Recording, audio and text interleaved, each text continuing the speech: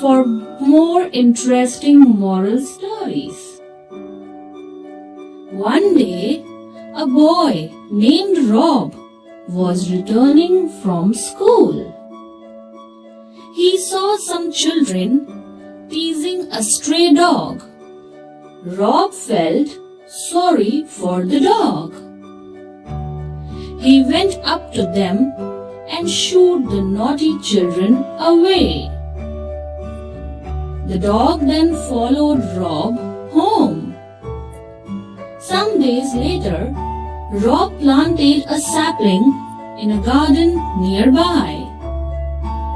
He took care of the plant and watered every day. One day, when Rob was off to school, another stray dog started uprooting the plant. Rob's dog started barking and shooed the dog away. He saved Rob's precious plant. Moral of the story is, one good turn deserves another. Thanks for watching.